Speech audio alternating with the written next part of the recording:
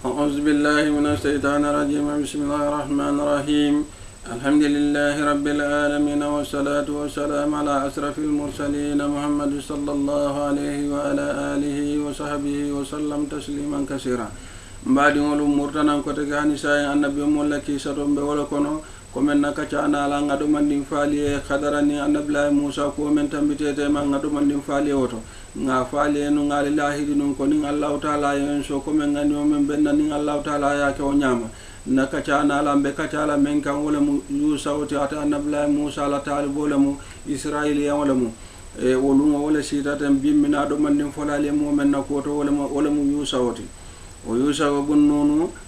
o Yusa bunnonu ko me annabla Musa kabira nala molu bota misira kono ye kalzuma batay kabiri ye batay itata bala saiti dola kabiri futata bala saiti dola itarta o dinkirato wulo kono ika fo dinkira me ko tiha annabla Musa ngakumo sutandi annabla Musa nata foyo ko akoyo ko alinga boja ngata Palestine wala mu ngata alkabo dinkirato ala molu kay ko ikaye ko Musa inna ikayako azabu anta wa rabbuka faqatila inna ha huna qaiduna ikayako Musa ikayako tolbe sila janne ni la aloeta atoleta kelo la nyindin kirato bawo mawlu men be nyindin kirato woli kelo no bakele adu sembo warata le bake ikayan tolita je sayete ni la aloeta je naita ni tata je nali kelendi ni la korata yene ben toltar la sirin jannan toltita iboti hawlole kono je bawo Allah taala ko Musa ela ko akaye ko kanyin dinkiramen ta fo la moliyete akaye ko titano je akaye Allah taala je haram yandi male sanji tannani ibo wulo kono je be ker linje fo sanji tannani annabla Musa nga faali o periodo ko annabla Musa nata bele bar janne annabla Musa bele abadi ngo natle mo Haruna to wala folo beleta annabla Musa nata bele ala belo tata kanya ya landi damen to wala mu baytul mukaddisi konoti ibe dinkirale to je o sanji tannano tambirin kola say Musa beletale momen nata Musa la palaso to wala mu Yusa wote Allah taala nata na wala kikan ibeje Yusa nata foyo ko akoyo ko alingata akoyo ko say baytul mukaddis akoyo ko bitaje liberalale bita kelole la ngata je je kentati say o dinkirato comme Yusa way wo fu ala moli Israilolu kaye ko Yusa say bita kelola nyindin kirato nyaadile Yusa ko akoyo ko nimbita kelola mbesula la kele lalu menno la militaire nin ayatara mañole be bulu ya momen nga mañota ala maño be so kona ko mansula wala bawo ni momen nga mañota ni o samba kele dinkirato albetar la kele dinkirato le bara hakilo betar la mañole kan so kono ako malla fi wo mo fa o militaire façon la adum man la fi militaire o fanala militaire o me alon ko nafulo babulu nin ayatara keta be nafulo leti nimbe woni be an kono ma do babulu nin ndata kele dinkirato a hakilo sitara la nyim nafulolu kan walla nimbe an kono ma babulu a hakilo sitara kan ka fonna be woni anyanna wulu la wati karle mala la ko be nyama o fana be mira dinkira ko ta soto la men nin kele dinkira mankile ako man la fi wala mana Yusa way men fo akamal la fi animo fangole ta kele dinkirato mome yalon ka be mira ko ta soto la na be kele dinkirato na manke o kele dinkira ko doronte ha Yusa wala kuma ko to mo wala ibeje say Yusa nata na pare anala molu pare ta natle mu Israilolu ti say ko bita kelole la Palestine jamo ngoni fo jamo ngoni siketati yo pare wala ke say tata tariki teliya fa nyama iko kar woro leke iman jindin kira tatoni iman Palestine tatoni iman tatoni imada yeleno ka ke sawoti kar woro ibeje Allah taala ba fala wala alquran kono a'udhu billahi minash shaitanir rajim bismillahir rahmanir rahim innallaha yuhibbul ladhina yuqatiluna fi sabilihi saffan ka'annahum bunyanun marsus Allah taala ba fala alquran kono suratu safi ako Allah taala la fitam molu lela kele lalu men yalon ko ni be kelo la Allah taala la siloka i katara sabu sabu lorin niyeje lori kamera fo bunga kalor nyama ha iko yusawo ni ala molu tarta wala nyama say kele seto deda ibe israila bayndi kan bunga nyi lafita kata bunga nyi dinkira ashiketa ti nyama ha ibeje ibo dinkirato kari woro nyin dinkira ma ke no tat imam baitul maqdis ma ke no tat ha ibeje Allah taala ba fo ka alquran o kono ba wolu lala yusaw iko ani militaire mennu babulu saybolu mennu babulu ani mennu tata kele dinkirato iko mo wuli tan ani fula asiyata o fongotil ha alquran o ka fo lako wa ka'ay min nabiyyin qatala ma'ahu rabbiyuna kashirun fama wahanu wa ma da'ufu wa mastakanu ha القرآن بافوكان وكأي من نبي قاتل معه الربيون كثير فما وهنوا لما أصابهم في سبيل الله وما ضعفوا وما استكانوا أكو يعني فاني كوي دنا سياتا ولا مكمن شايبولو سياتا يوسف بولو من يالون كو يكلوك نيلا النبي مو سياتا باكي يملانفو كو من سوتو Allah taala la dino silo kan adu may fam maji kafirol yefana bawo kelo nyin kabiru yusaw kelo nyin deda indata ta kele dinkira nyinto ya fo nyame nyama iko yusaw la molu kono saybolu kono iko saybolu wulitan anim fula wala fat kelo nyin kon ibeje saybe ibe kelola nyame nyama ibe kelola wala nyama ibe kelola fo kari woro nyi fo sayin atuta comme bimu jumoti say misali fe nin ayatara nu sama musibitoti nu nin bi jumo ni e keloke bi jumo sama sibito ni e keloke nyindin kirame be kelo kala na kelo kangala pour baytul maqdis nyum fasi ke to lutati denno abe kele tati le bar bi jumo dum nintilo boyta sama sibito wolu lala allah taala e sibito kelo ayo haram yandi israelo lu male yu sawdum say yusaw na la molu ibeje say be kelola ye keloke fo jumaluma say fo alansaro wato sita say tilola feta boyla adu nintilo boyta sama kel itolte kelokela adu sama ni man keloke itnana nyin kafirolu itnawolu soto nola ke bondi nyin dinkirato kelo nyin tabannola kaba ko bina kela wodin kiralato ibe woleto be kelola tilola boyo sutiyata otilola boyo sutiyata sama musibito la tudum o keta o benta jumole fe sama sibito ning ayatre man kelo ke sama sibito itina nyin kafirolu nola ke bondi baitul muqaddasi itoliye keje odin kirato an yusa nabla yusa natana na bulo wulinde allah taala janna bulo wulinde allah taala a bulo chodi tiloka akaye ko tilo akaye ko etemu allah taala la jongleti allah taala wole ya imu allah taala la yamar molati akaye ente yusaw akaye ente fanamu allah taala la yamar molati akaye ko allah taala akaye ko tilo nyimbel damendo akaya muta tilo kana bwanoto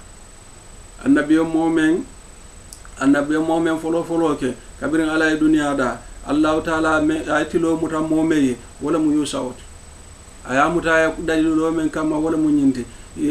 kafirolu men be baitul muqaddasi katawolu bondije bungo nyinga ke misili molu tati ibo kelole la ata yusa wala jama kono momen fata je mo militero mo wuli tan anim fula tariki to liya ko nyame القرآن وكولا سينكا كافوكو وكأي من نبي قاتل معه الربيون كثير فما وهنوا لما أصابهم في سبيل الله وما ضعفوا وما استكانوا القرآن وكان يلجمو نين سايبول من يالون كوي ترتا النبلا يوسف ibe yusaw fe kelola mo wulitan nim fula fata wo mo wulitan nim fulo farin ko la nyawanya ibita nyaato nyama ibita kata nyaato wala nyama ibu kemira komala iko fo nga baitul muqaddas fo nga libéré dron fo nga libéré ibe wala la sayem jumo sita o jumo nyi nin olunne mo inyanna buŋoñi inyanna je tala wolunne wolunne inyanna kelo kañela bari sa en kelo ɗum man kañeno fu alansaro tilo wato sita wo alansara tilo wato sita ɗum nin ayatara tilo nata boyi sa en sibito ɗi bo ɗunta sibito ɗi to o haramayate tolumale ka keloke o ɗinkirato yusa o natana allahu taala dani wole to akaye ko allahu taala tilomuta allahu taala nata tilomuta e wole to yeñin ɗinkira yakele wole ñama fo e kafirolu bayje i natanana buŋoñinta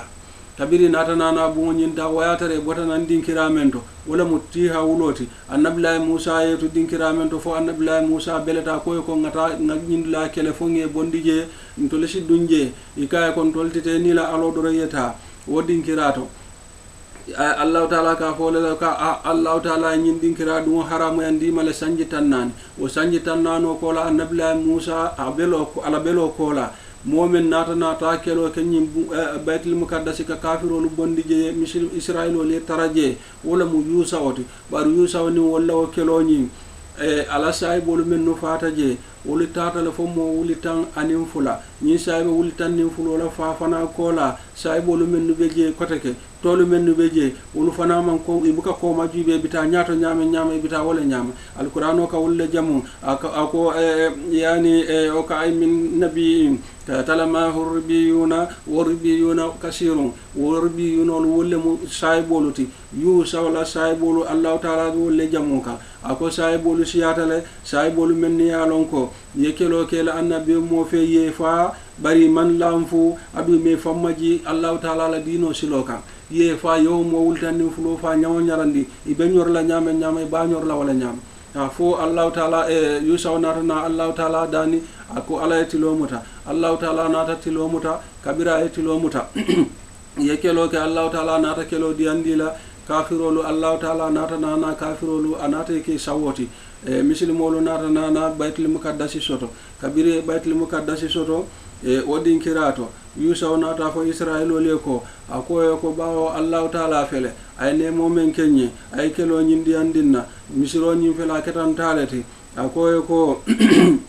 alqur'ano be wala dante kan ambe addumanni fala alqur'ano to wa izkulna adkhulu hadhihi alqarya wa kulu minha shi'tum rakadan wa adkhulul baba sujadan wa qulu hitatun nakfir lakum khatayakum wa sanajidul muhsinin allah taala kon ko alidun sato kono wala baytul muqaddasi sato konoti naale dun taje ale dun dinkira ale do moroke sato nyin dinkira o dinkira diata ale do mor nyaadi ma façon na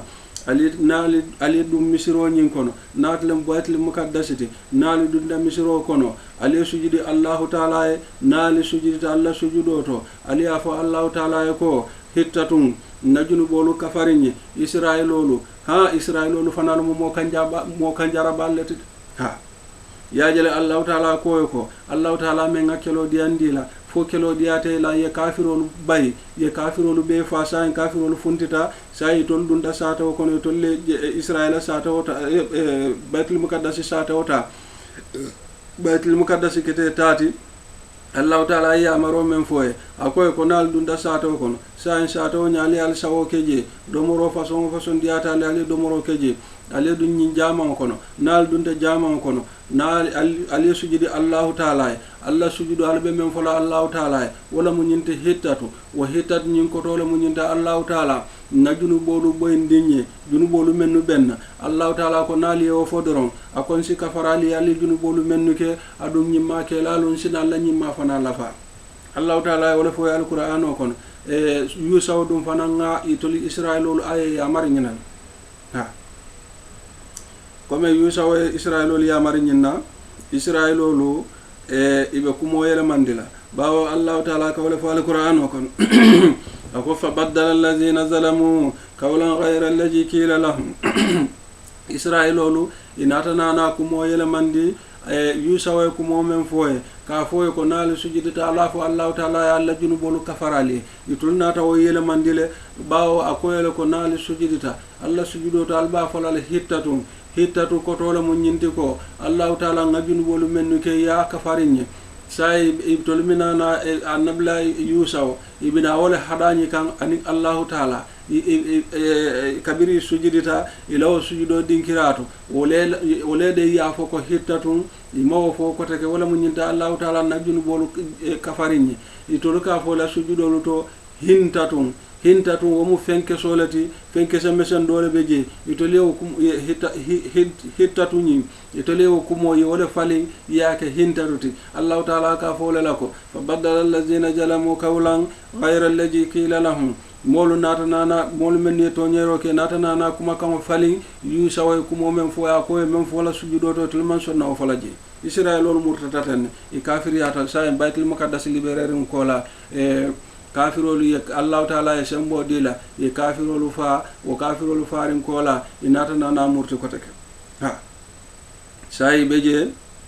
Israel lolu dum comme nga fale nyama bani Israila Allah taala ne momen ke aya ke dinkira meye ha Allah taala aya ke dinkira meye comme tolu o dinkira mashiya dunya banku kulo kan bari ni Israel lolu ñu le Allah taala sokile Allah tariki telu ba fala nyama Israila fango kono iko bere ba dole beje o bere fena ni annabiyo mome ya kanate je atata la fo annabiyo me tawrawla ha sabuna annabiyo annabiyo me tawrawla bere ba dole be buluje kata annabiyo mol kanate damendo yi annabiyo alala annabiyo mome fawoto atata la fo mo tawrawla ay ate Israelo ha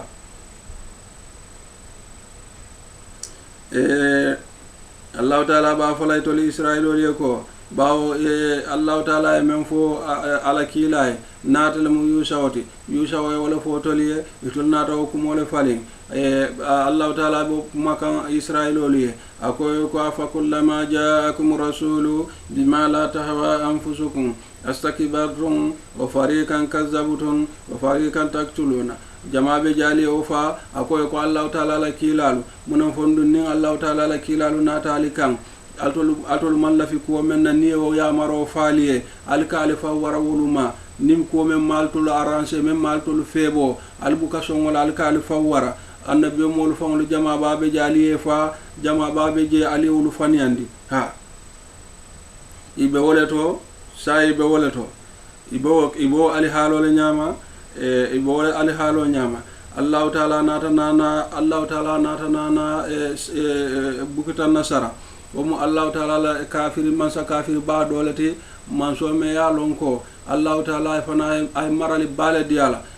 comme ka fo nyama tariki toli ya fo nyama iko mulku dunya iko monani lamu o mulku dunya iko Allah taala nata dunya mansolu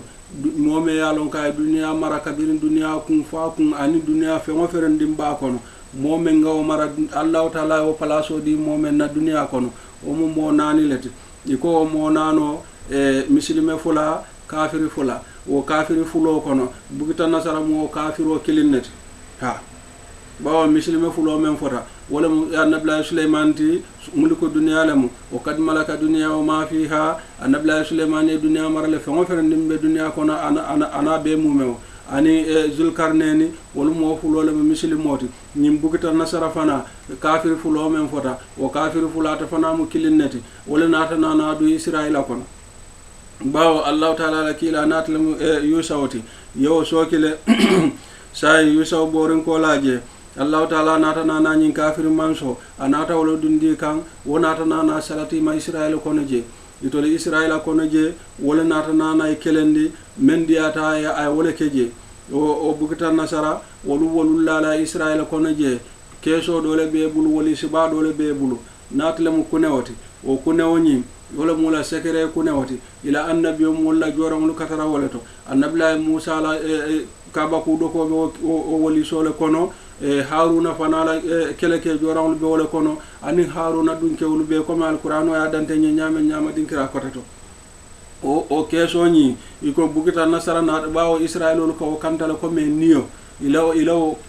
keso ni bawo mula kullo balati o mula kullo wali si balati o kullo wali so ni bugita nasara kabir wonata woye kelendi wonata nana wali so wonata woleta anata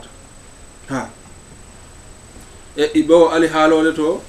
ibo ali halole to fo Allah taala nata nana Samuel annabi mo dole beje ka fa Samuel o Samuel Allah taala nata nana wole ki kanna kabirin Allah taala nata woki kanna ibeje o Samuel nata fo Israel ole ko akoye ko hal asaytum in kutiba alaykumul qital akoye ko munafo alba keno lalbang nin Allah taala nata nana kelo nata nana ta kelo farla yandalima faalibe kelo keno lalba ha bawo yatara kafirolu tol muslimolu men beje kafirolu e batandi bake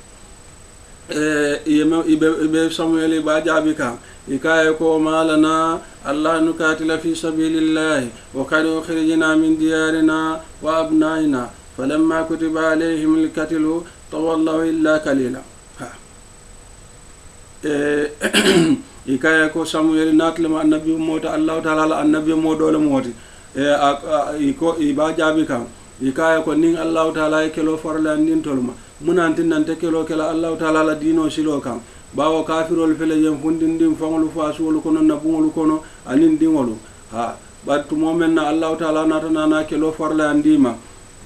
iman sonde ye ko la dile fo mo dantandoro ha ibe wala to ibe wala to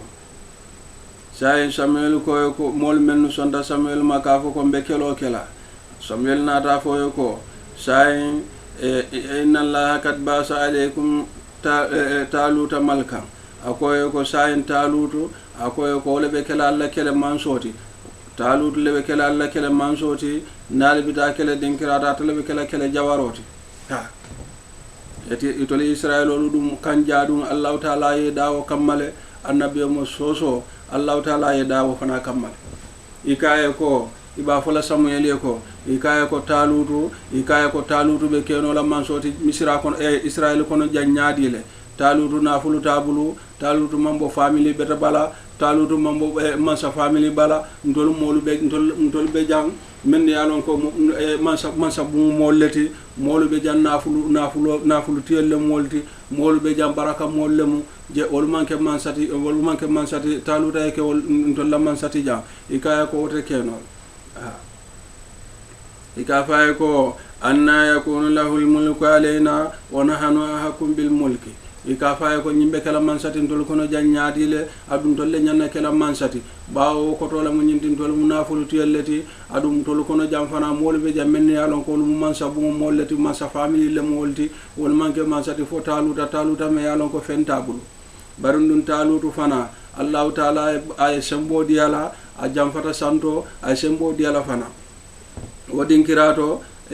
Samuel koye ko akoye ko kafo ko talutu le mum mansati kafo ko talutu wala mina kala Israel kono jam mansoti wala be kala alla kala jawaroti akoye ko wota mansewo alibo jela mento wala mo nyinti ko alla kunew alla kullo kune bame yalon ko nimbuta nasaranata ay kelo ke anata nana wo kullo kunew aya samba akoye wo kunew akoye kalbaje la wo kunew wala bina ni wo kunew nata naliya dayele albatar la nabla Musa la kaba ku doko beje albatar la Haruna la kaba ku femlu beje albatar la Haruna dunke wala Haruna la family molu annabe molu mennu tambita wol bela kullo femlu albatar la woli so kono nali o je kankira nyin kono alisalon ko Allah taala ay men faale ko talu tala mal mansati wala mal mansati ibeje say beje bo wala batukan fo ko be kala fo te kala fo woli so nyi minala bawo woli so nyi wo mu Israel amlu wo mu la ku balati hani sama kabir dunya de data fo jannin dunya be kirla wo woli so e kawo kantale ko me ni julo ibo kanta jawole kanten Allah taala nata kafir manso dole salatin dima bawo yusa yo sokele o sokirin kola Allah taala nata kafir manso dole salatin dima wo nata nane talante o befa ani woli so nyin tata say Allah taala nata Samuel kina Samuel ko talu tala be kala alla kala mansoti iko ta kala mansati bawo na fulu taw bulo mom bo mansa bundo say ko me yofo Samuel annabla Samuel ko akoye ko talu ta ka fo ko talu tala mu Israel mansati jankela mansoti akoye wota manso o kunewo me yalon ko bebe sirim babatun kanjang ala ko be be mirakan akoyo ko kunewo ni wala be murlana ni wo kunewo nata akoyo ka albaje lale ko malaiko bo kunewo sambalana ni wo kunewo samana be duniya dawo darandi albalon na wala to ko ka fo ko sam taluta le malla mansate ibeje Allah taala nata nana malaiko e amari wultata kunewo ni samana be duniya damen to Allahu alamu tarikitelu man dinkira fo wala ha itata ye kunewo samana kabiri ye kunewo samana o kunewo ñi ila kaba ila annabi me kotolu men no tambita walla kaba ku fengol lebe o kon kabiri wo keta fengol nata kunewo ñinje kabiri ye kunewo ñinje do kon sonta ibe to wondita Samuel may be sonta taluta wo ke mansati sayen taluta keta kele mansoti inata nana kelole deda ye kelo deda sayen ka bawo wolu lala kafir manso dole beje ye kelo deda wala fana kamme ka fo wole ko talutu wo mu kafir manso lati no jaluta mu kafir manso lati taluta wala mu kele muslime kele jawaroti say ye kelo deda wala kamma talutu ko alingata say ye kelo kafu nyoma wala to iko ye kelo men kafu nyoma militaire men beji abulu wolu lala ate talutu iko militaire tata kanyang militaire wuli tang anise militaire wuli tanshe samanina alf junud militaire wuli tanshe wala tartabulu say ibe o tala ka Israel kono iko kata kafir kewo dole kelendi wo kafir manso tole mu jalutati muslime generalo ñi wo tole mu talutati kafir generalo wo tole mu jalutati say be taka ibita jalutale kelendi ka itol muslimo lakuntiyo o mu talutati kafiro lakun mansa o mu jalutati say bita jalutale kelendo ka itol Israel li bita wala kelendo kan inata futa dalo do may ka fo dalo e nahar ordon banko kan dalo nyimbe wala to tabiri futata woto ila manso nata fo ko akoy ko al dalo nyim akoy nim futata dalo nyimma akoy mo kana yumi dalo nyin jial ha alqur'ano ba fo ka wala to ko falamma fasala taluta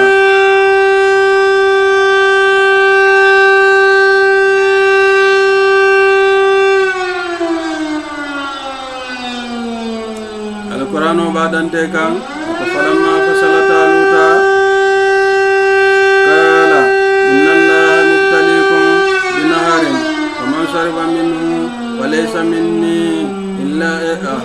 man shariba minhu walaysa minni wa man lam yat'amhu fa innahu minni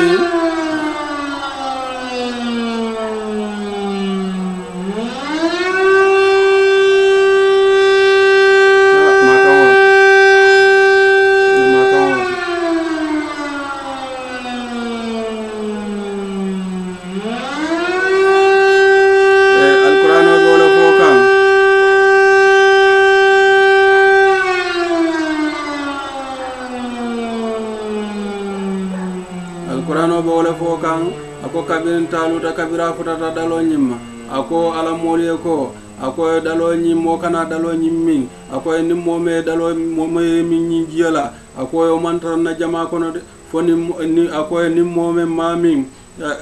ako mo kane min jiya nyinna mo kane min dalo nyin jiya nyinna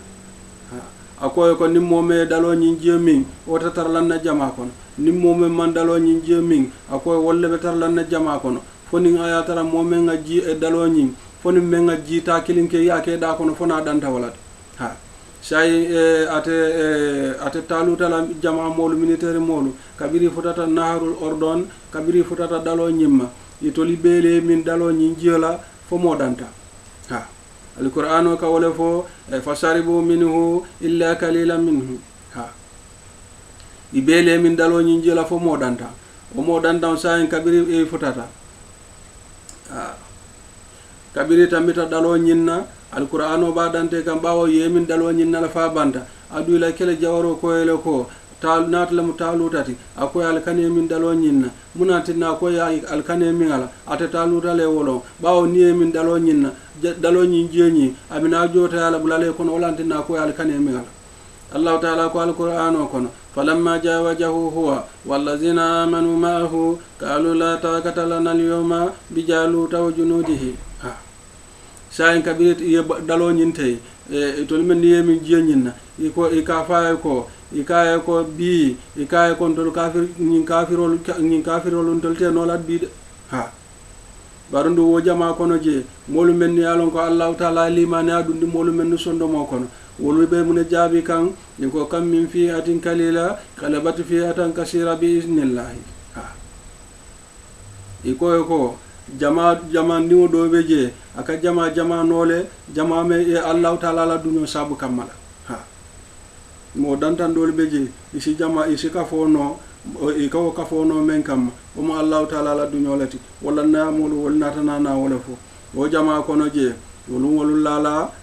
Dawuda be kono je anabla Dawuda me alkato moy ning ayatara Allah ta'ala la annabi kabako annabi me bani mbota me balanatle annabi Sulaiman ti afama Dawuda wa annabi Dawuda be keleke lalu kono je utuma kam bandimma